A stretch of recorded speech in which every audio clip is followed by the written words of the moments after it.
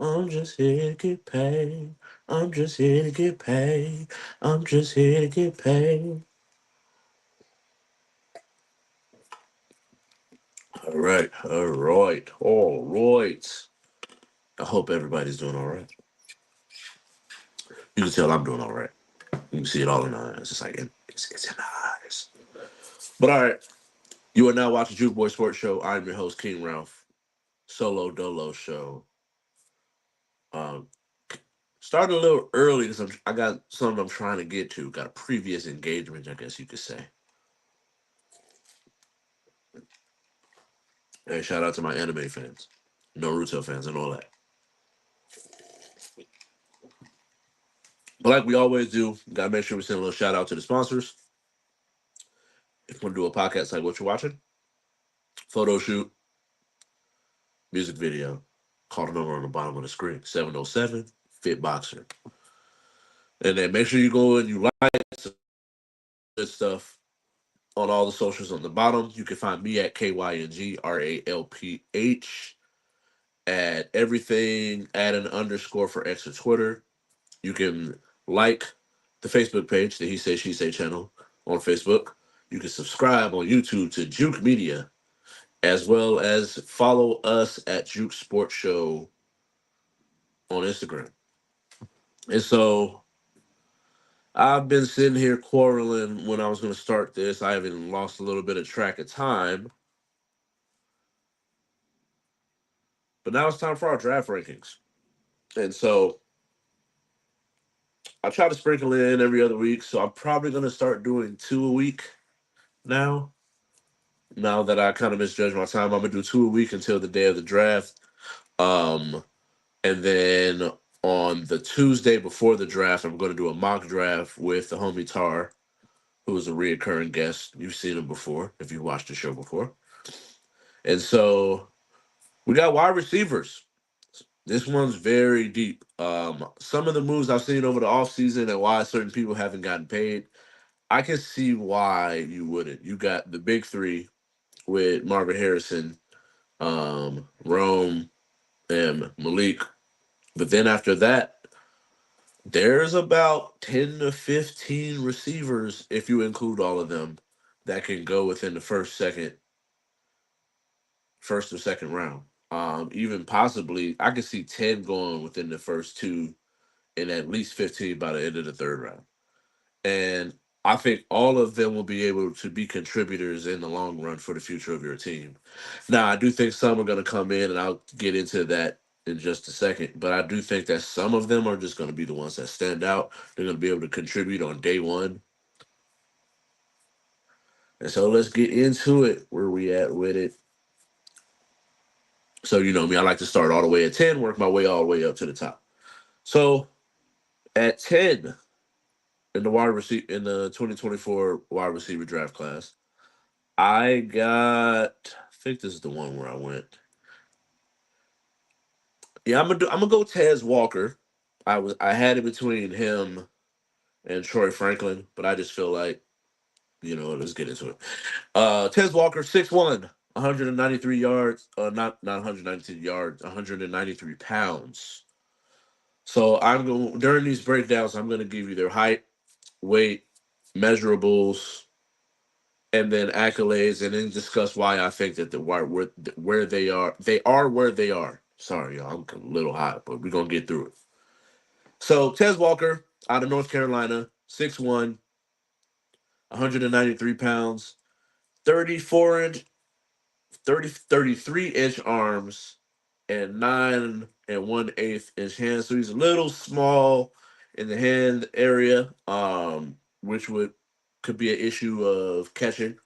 Why I would bring it up. How good are their hands? Um, for example, 4 drops in the Senior Bowl alone, and so speed 4.36, average 17 yards a catch. But the thing about it is, like, I don't know if it's necessarily the routes they had him run. When it comes to certain guys, when you got that type of speed in college, they just have you run deep posts, 9 routes, and little things, little gadget plays to get the ball in your hands instead of actually having you run a route tree or developing your game. They just have an offense in which they have certain pieces on a chessboard, and so he might not have. It might not necessarily be something where he can't run a route or he's not good at the route. It's just the offense didn't ask me to do it, so I never needed to do it. But I know the issues with drops is one thing, and then just being a wide receiver, he's a little small when it comes to it. I know they always try to throw small guys in the slot, but he's a little small and a little frail. So it's like when it comes to having the strength to get in and out of breaks in the middle of the field, I feel like he's best suited out wide, but he has issues with drops and he needs to get better at route running. Day one, he's gonna be a speed someone that you gotta worry about because just strictly because of his speed. But I don't see him being stepping in day one and being a wide receiver one or two. He's probably gonna be your three or four, third or fourth receiver, and I think he can flourish in that role until he can polish his game and build into his frame. Next up, we got Troy Franklin. Some of those same things, but I do think he's a little further along in his process. I do think that because of his frame, 6'2", some people got him at 6'1". Um, they got him measured at 181. Now I've seen a few people talk about this kid, and say that he's not that big. Pause. No Diddy.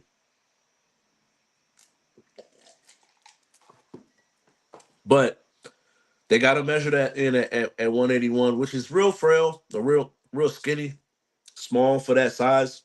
When you're 6'2" and you're only 180 pounds, and there's guys that's 230, 240 out there trying to hit you, it's especially when they're getting their hands on you. If they get their hands on you, so he has issues getting out of press, but when he has the ball in his hand, he's magic. Ran a 4.41 out of Oregon, second team All American, third this season with 14 touchdowns, set a school record with 25 touchdowns. But he just needs to get stronger and build up that frame. I'm not saying he needs to go from 181 to 215 or something like that, but at least fill it out where if you could get to a good 190, 200 pounds, I'd probably say 190 so he could keep that 4.4 speed. Just build out that frame, put some more muscle on him. I think by year 2 or 3, but at least by the end of his rookie contract, he should have shown you something that would he could be a future a one or a two. I don't really know if he'll be a one. I don't see that in him, but I can definitely see him being a very solid number two, T Higgins type, just more healthier. So we got Malachi Corley at 8. This kid out of Western Kentucky, man, I was watching this film and I love it. I do think where he is, he's gonna step in day one and he's a weapon. And so he's someone I got as a sleeper in this draft, especially at this position. So we got his measurables out of Western Kentucky, 5'11", 215, so he's built like a running back. 32-inch arms, smaller hand size, but the type of player he is Debo-esque. You just want to get the ball in his hands, get him running full speed in one direction, get the rock in his hands, and let him make moves because he got a mean stiff arm. He's gonna break tackles. Yak King is what they call him, and so great after the catch, built like a running back, so sturdy.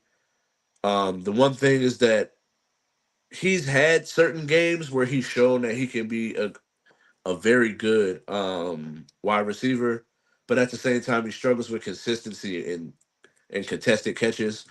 His route running isn't as polished as you would like, but I do think that where he is in his progression versus Debo is as a receiver, I feel like he's further along.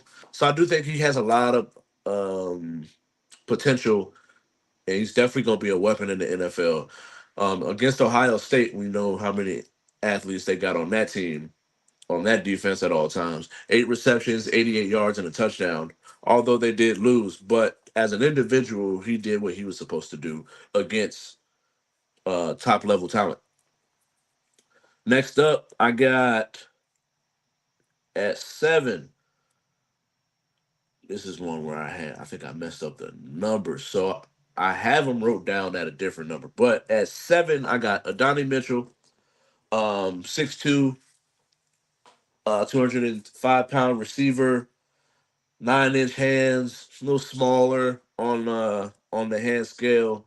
With a guy that size, you would like to see it closer to 10. I.e. a Odell Beckham is DeAndre Hopkins, 10-inch hands, like big hand guys. Um, but ran a 3.4, originally played at Georgia for 2 seasons, came over to Big 12, was their Big 12 newcomer, um, transfers to Texas, balls out, where he's the Big 12 newcomer, 12 touchdowns, receptions, 2 drops last year, so doesn't really drop the ball. The one thing I have noticed is he is a primary ball body catcher. Y'all know how I feel about that. But I do think that what he was able to do and his talent, it's you can argue Xavier Worthy how one benefits more than from the other. I'm not going to really get into that, but I do think that what he has to offer is why I would have Xavier Worthy ranked a little higher. But he has good feet, can play out wide, rarely drops the ball, has the speed to take off the top of a defense as well, but also is a pretty good route runner. But I do think that him versus Worthy, I'm gonna go with Worthy at my next pick at the 4, just because I do think he's a more polished route runner, and he has what he ran 4.21, the new combine record. So he's someone that when you go back and you watch film, Sanders, who I'm gonna Jatavian Sanders, which is someone I'm gonna talk about when I talk about the tight ends, as well as Mitchell, all benefit from bracket coverage on Worthy because they're scared of what he can do going down the field. So I'm going to transition right into Worthy. Both of these guys played at Texas. Worthy is 5'11", 165, so really slight of frame, which is one of those things that you're going to get coming from college, especially with them going to a more spread out offense. You're going to get faster guys who are going to try to be a little smaller, so they can keep that top speed because his speed's elite. Take the top off for defense, but he does have good hands, and he snatches rather than body catching. So that's another reason why I would have him over Mitchell. Tough route runner, but he does run so fast that he has issues adjusting to different placements. So like back shoulder fades. Does have a good sideline awareness though, but he does, like I said, he's real small, so he's gonna lack the strength to play inside. So he's better suited outside until he can learn those nuances of the game. And so at 6, I had Adonai Mitchell. At no, at 7, I had Adonai Mitchell. At 6, I had Xavier Worthy, and at 5, I got Brian Thomas Jr. out of LSU. This is someone that is slowly creeping up my board. 6'3", 210, 9 3/4 hands. Like I said, when they're that big, they should have. You want to see more of those big hands, big mitts. But I said 6'3", 210, ran a 4.34. Good in the open field. Great tracking ability. Led the nation with 17 touchdowns this past season. He can be, and it's one of those things where you start to see with LSU wide receivers. Maybe it's just the way that they're taught how to run particular routes. You see certain things that you like for them to clean up when they get to the league. but they all have that just a natural God given ability that you just can't teach. 6'3", 210, 4 with a 4.3 speed, ability to go up and grab it. The only issues he has an occasional drop problem, not to the point where he's got the TO where he'll catch the hard ones, and it's just every now and then he'll lose focus and look upfield before. So if he could get bring those down, bring those issues down, he has just natural talent to put him in the same category with the rest of the guys. And so that was five. At four, I got Xavier Leggett out of South Carolina, 6'1", 221, almost 32-inch arms, smaller on the hand size at 9-inch hands, um, but big body, still ran the 4.39. Second team All SEC, had 71 receptions last year for 1,255 yards. 75% of the time he was out wide. He did get better every year, but essentially he's really a one-hit wonder at this point. Not to say that he can't be not that he's going to work out. Obviously, I got him at four for a reason. But when there's other guys that have a lot more, I guess you could say, is as long as he played for 4 years, he really only had that one good year. And it's kind of one of those things where you start to think about his who was throwing to him versus what happened or versus where he's actually at. And watching the film, he's a good route runner, strong, reminds me of AJ Brown. I've seen comps of like DK versus a mixture of DK and AJ Brown coming out of college. Only had 8 drops in 4 years, so he's a sure-handed receiver, someone dependable, moves the chains, can make plays down the field with the 4.39, and so that's why I got him at four, right underneath this big three. And as I get into it, I think I'm gonna have to go.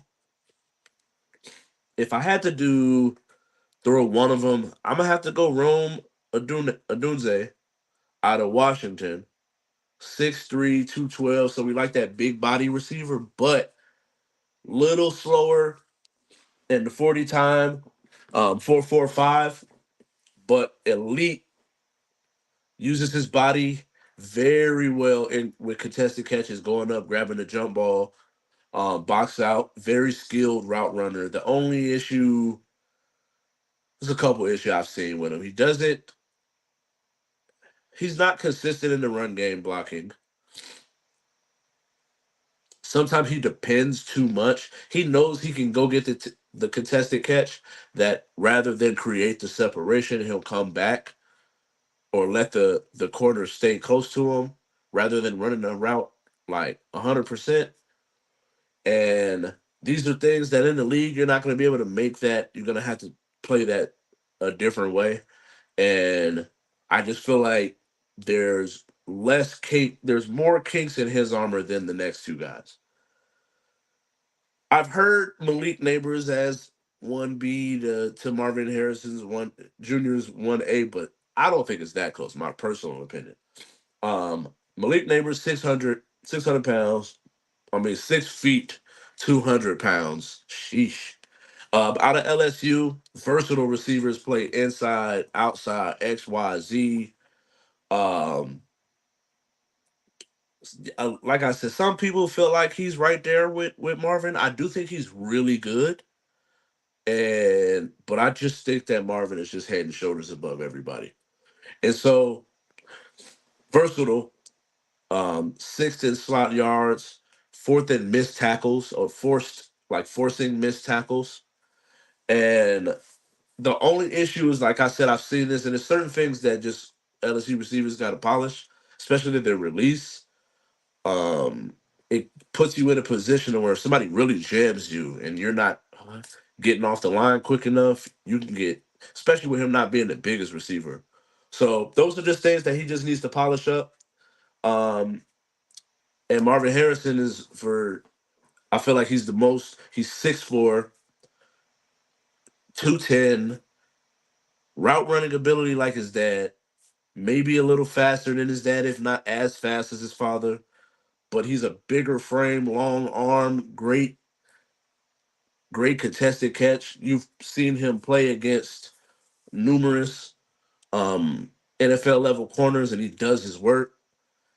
And I just feel like he's the most polished wide receiver I've seen coming out of college in a really long time. So to go all the way back, I got Tez Walker out of North Carolina at 10, Troy Franklin out of Oregon at 9. I got, where was it at? Malachi Corley out of Western Kentucky at 8. I got Adonai Mitchell at 7, Xavier Worthy at 6, Brian Thomas Jr. at 5, Xavier Leggett out of South Carolina at 4, Rome Odunze, Vegas boy, shout out to you, out of Washington at 3, Malik Neighbors out of LSU at 2, and Junior, MHJ is what they call him, Marvin Harrison Jr. at 1. And then at the tight end position, it's really just like one guy and a bunch of like, not whatevers, but because I ain't gonna do them like that, but it's really just one guy. Then it's a big. You're probably not gonna see another tight end for maybe the second round, late second, early third. So obviously, we all know Brock Bowers. Spoiler alert: Brock Bowers is the number one tight end in this draft. But I got Eric All, former Michigan, played last year at Iowa, who is, I feel like they're tight end you. So you never know. He might end up being the best one in this draft. But one of the things that's kept him back last 2 seasons, he's only played 10 games in the last 2 seasons. Very good catching in traffic. Finds the soft spot in the zone very well and really good route running. One of the reasons why I would say he's not, there's a couple reasons why he's lower on this list than what his tape would tell you, especially when he's on the field, is the fact that I have to say, especially when he's on the field. It's like missing. You've having back-to-back seasons with out of the season for with injury, 10 games in the last 2 seasons, but the measurables are there: 6'4", 250, 10-inch hands, big, strong, great receiving, route running tight end, but lacks the run block. Not really the guy you want to have at the point of attack of a run, not just yet in his career, but receiving wise, polished tight end. My boy out of Ohio State, K Stover, 6'4", almost 250, 247, 9 3/4 hands. This is a guy that's an athlete that try to find his best suited attribute in what position that you would put him at, because he was a running back, um, and a safety in high school. He played middle linebacker when we were in the championship game in 2020, and now he's a tight end. And so he's someone that's going to be athletic, but lacks the top end speed that you that would put him in the same category of a Bauer, but he has the athleticism. He's a strong, decent run blocker, but just needs to get a little bit more separation in his route running. And I feel like cleaning these things up, being more consistent in the run game, creating that separation when you're running your route. I think K Stover can be a legit tight end in this league. And then this is one here where I'm just like,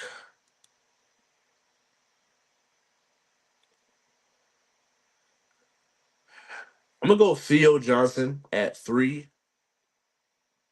Big, big, massive frame, tight end.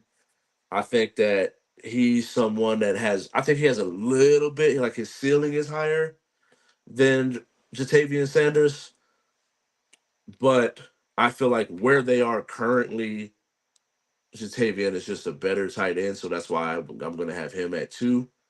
But at 3, I got Theo Johnson out of Penn State, 6'6", 259, big long arms, strong hands, playmaker, someone that you can throw on wheel routes, tight end screens, bubble screens, quick slants. Needs to be more consistent at the point of attack blocking. You would think he would block better with the size that he has, but very good when it comes to after the catch. With using his size, running through tackles, you're gonna have to be a sure tackler if you're trying to bring him down. Does for his size do a lot of body catching in traffic, but it's in traffic. I mean, as long as you're the one issue that I have with body catching is if I rather than if I get the defender on my back and I reach my hands out to catch, it's going to be harder for him to reach across me to get that to break that pass up. Where if I'm catching in my body, it's so many different ways that he can reach the ball to knock it out my hand. And so with someone being 6'6", you would like him to just and good long arms, you would rather him snag them rather than wait for it to come to you. But when you're in traffic, you just got to secure that catch because he does have good hands when he does go to snag, but he just relies on the body catching a lot. And so, although I do feel like he's a better blocker than Jontavian Sanders out of Texas, but I do think that Sanders might not have the measurables, but when you watch his tape, he looks fast on the field. He's a pretty good route runner. Um, Good hands, no drops last year. Makes the contested catch, but the only issue is that he's some people are listing him at 6'2", 6'3", 245, so he's a little smaller. Where you would like if you're going to be that small that you be a more of a tactician in route running, be a little faster when it comes to just straight line speed. But I do think what he brings in the pass game is enough to counteract what he doesn't bring in blocking and pass blocking and run blocking because he struggles with a mean edge and defensive end. And so,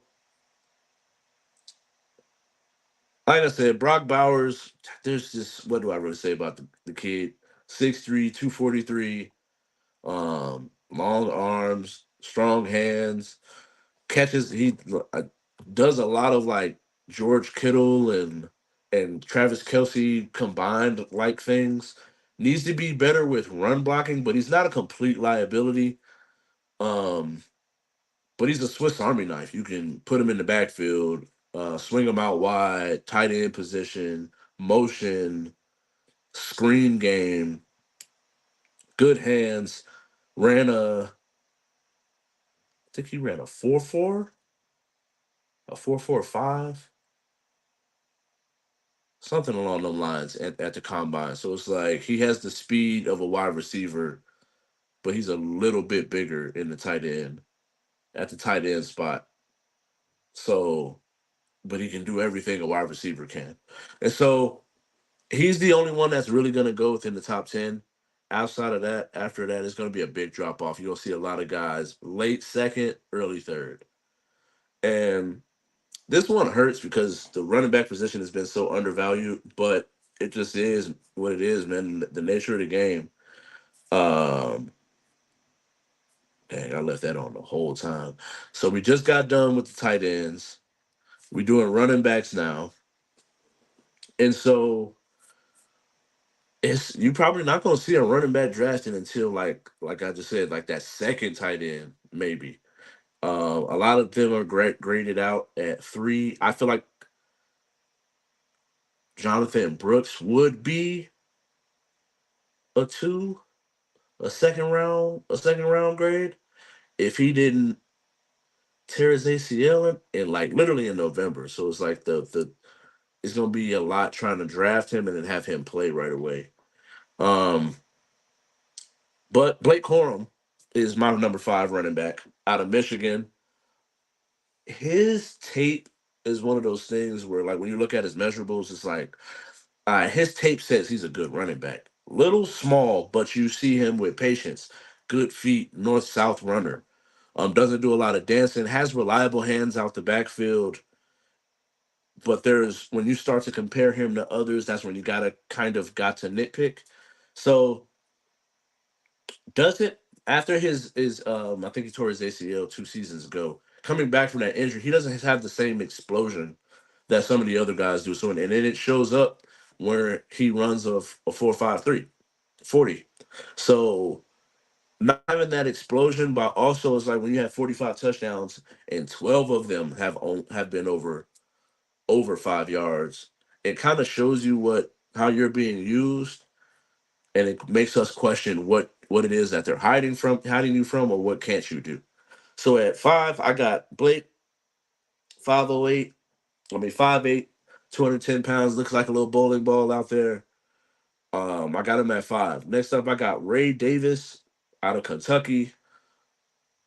I don't know if this was a typo, but I looked on NFL.com. According to NFL.com, they got him listed at 5'8". I know he looks short out there. He looks smaller out there than I thought he was, but he didn't look that small. But 5'8", 211, ran a 4.5. But he looks faster on the tape. There's plenty of plays where he'll make a guy miss, and then now he's down the field 30 yards. Um, One of the things they say about his scout is he lacks elusiveness, but he was pretty good in making people miss in the open field. Very tough physical runner. Um, and I think he needs a little bit more patience and decisiveness when it comes to hitting the hole. I think he not necessarily does a lot of dancing, but there were some plays that were left on the field just for a lack of patience. And so next up, I got Trey Benson. I think he has prototypical running back size. Out of Florida State, 6 foot, 220, ran a 4.39. Transferred from Oregon to Florida State and had 1,100 all-purpose yards, little less than 6 yards a carry. Has very underrated hands, but he's another person that I just feel like there's just like that difference when you have that gear to hit the home run, but you're missing some of them from not being decisive in what hole you're trying to hit and letting having the patience to let your blocks form in front of you. I think he has all of the talent that Jalen Wright has, but Jalen Wright actually hits those home runs when it's needed, which is why I got him at 2, 5'11", 210-pound running back out of Tennessee. Ran a 4.38 at the combine. Hits the home run. 25% of his carries went over 10 yards. Strong runner. Um, and he displayed that against Texas A&M. Very much an upright runner, which can get you hurt in the league, which is one of his setbacks. He has good patience, um, but sometimes he does struggle with fumbles, which is why I have Jonathan Brooks at 1. I think in this draft, he's the most starter ready running back in this position. And so I think 6 foot, 215, elite speed, great patience, rarely goes down on the first tackle, but he is coming off an ACL injury back in November that I just said.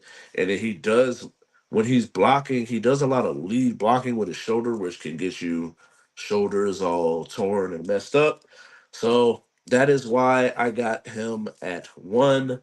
So to run back through it, I got Blake Corum at 5, Ray Davis at 4, Trey Benson out of Florida State at 3, Jalen Wright out of Tennessee at 2, Jonathan Brooks at 1. And so, got some more off tops before we get up out of here. Just some little quick ones. Caitlin Clark comes in Iowa comes up short with South Carolina, but is she still the GOAT? And I think this is where we started to have this conversation of what does winning mean versus what you've done for as far as impact. Because her impact alone is goaded. But if we're specifically talking about just go look at what Cheryl Swoops did with that Texas Tech team. And Brianna Stewart is another one. I think she went to the title game and won 4 titles, 3 National Players of the Year. Like, I feel like there's certain players, Candace Parker, what she was able to do. Asia Wilson within the last couple of years, last 10 years. Diana Taurasi, Maya Moore. I feel like there's certain players that we can't be so short sighted that we skip over someone else. And she didn't win. She had 2 chances and came up short. So it's like, if winning is that important, your individual success is a great thing and your impact is great, but what you did on the court, you didn't win championships or even lead your team.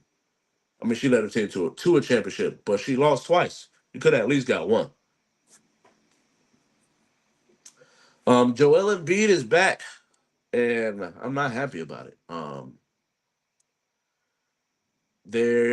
He's back. I think they got 2 more games left. My Bulls are in the ninth seed as we speak. So I think the playing game starts on the 16th. So we got about a week left. If my Bulls stay there, they would end up having to play the Sixers. So it got me thinking, how dangerous is this team? You get Joel Embiid back, who is 7'2", 300 pounds, and out here doing tween hezzies. Hezzy pool on top of that is crazy. Um, Maxi out here going wild, going crazy. And I just think they have a really good deep team that I don't think anybody it's gonna be a long night for anybody that plays them, let alone us trying to get into the playoffs. So I'm praying that they can win 2 games. Pacers, who are in 6, lose 1. That puts them in a position where they tie. 76ers get tiebreaker. I'm hoping that that's how that works. So then now the Sixers would be in 7 because I feel better playing against them or the Heat rather than the 76ers or the Heat. So I think they're going to be very dangerous in the playoffs, but I'm talking from the perspective of I'm a Bulls fan. I think that's all I was able to get. I've took up enough of y'all time. I do appreciate it. Make sure, like I said, follow all those socials. Like the Facebook page on like the Facebook page on Facebook. The He Say She Say channel. Subscribe on YouTube, Juke Media. Follow us on Instagram, Juke Sports Show. Follow me on all the platforms at KYNGRALPH. Add an underscore for extra Twitter. Make sure you go and follow us on all podcast platforms because we have audio. Well, I have audio podcasts. Would love for you to hear them. Um, but like I always say, love, peace, and the Aces 3